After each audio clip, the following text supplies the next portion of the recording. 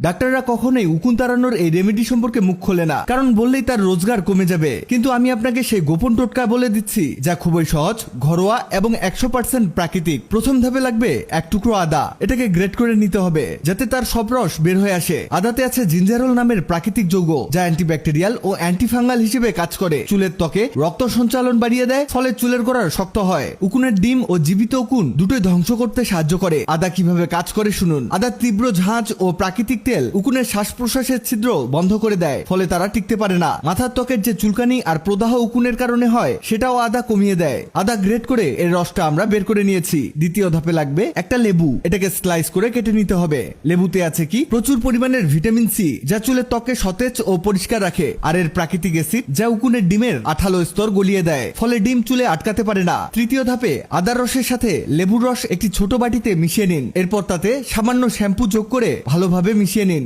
কিভাবে ব্যবহার করবেন? চুল শুকানো অবস্থায় এই মিশ্রণটি গোড়া থেকে আগা পর্যন্ত ভালোভাবে লাগিয়ে দিন। অন্তত 20 মিনিট মাথায় রেখে দিন, যাতে আদা ও লেবুর কার্যকরী উপাদান উকুন ও ডিমের উপর কাজ করতে পারে। এরপরে কুসুম গরম পানি দিয়ে চুল ধুয়ে ফেলুন। সপ্তাহে অন্তত 3 দিন এভাবে ব্যবহার করুন। মাত্র কয়েকদিন ব্যবহারেই উকুন ও উকুনের ডিম পুরোপুরি চলে যাবে। বিয়ের আগে ভুলেও এটা খাবেন না, কারণ এই একটা খেজুর খেলে আপনার শরীরে এমন শক্তি আসবে যে আপনি নিজেকে ধরে রাখতে পারবেন না। এটা বানাতে একটা পিষনিতে 2টো লবঙ্গ, 2টো রসুনের কোয়া, 1 টুকরো আদা, 2টো সাদা এলাচ দিয়ে পিষে পেস্ট বানিয়ে নিবেন। আপনি এখানে অবশ্যই পিষনিতে পিষে নিবেন, আর এটাকে এমন পেস্ট বা গুঁড়ো বানিয়ে নিতে হবে। এবার ভালো দেখে একটা খেজুর নিন। এই খেজুরটাকে ছুরির সাহায্যে মাঝ বরাবর কেটে নিন, আর এতে থাকা বীজটাকে আলাদা করে ফেলুন। এখানে অবশ্যই ভালো খেজুরটাই ব্যবহার করবেন। এবার এতে সেই রসুনের পেস্টটাকে প্রবেশ করান। ভাবছেন কত সহজ কাজ? কাজ সহজ হলেও এর উপকারিতা কিন্তু কঠিন। আপনার শরীরে এমন এনার্জি আসবে যে আপনি দুর্বলতা কি জিনিস ভুলেই যাবেন। এবার এর মধ্যে 1 চামচ পরিমাণ খাঁটি মধু দিয়ে দিবেন, আর এতে মধু দিয়ে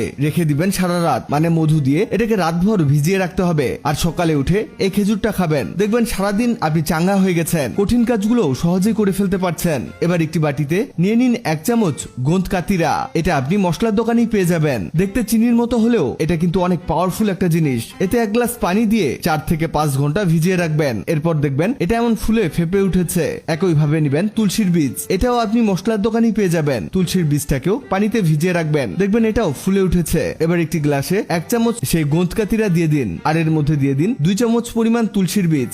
দেখুন অসাধারণ একটা জিনিস তৈরি হচ্ছে। এতে দিয়ে দিন সামান্য লবণ, সামান্য গোলমরিচ গুঁড়ো, সামান্য জিরা গুঁড়ো, আরো দিতে হবে অর্ধেকের মতো লেবু। এখানে আপনি চাইলে মিষ্টির জন্য সামান্য গুড় ব্যবহার করতে পারেন। আমরা ব্যবহার করছি না। লেবু চেপে এর রসটা দিয়ে এতে দিয়ে দিবেন ঠান্ডা পানি। তৈরি হয়ে গেল এমন একটা পাওয়ারফুল ড্রিঙ্কস, যেটা খেলে শরীর হয়ে যাবে চাঙ্গা। বিশেষ করে গরমে শরীরকে শীতল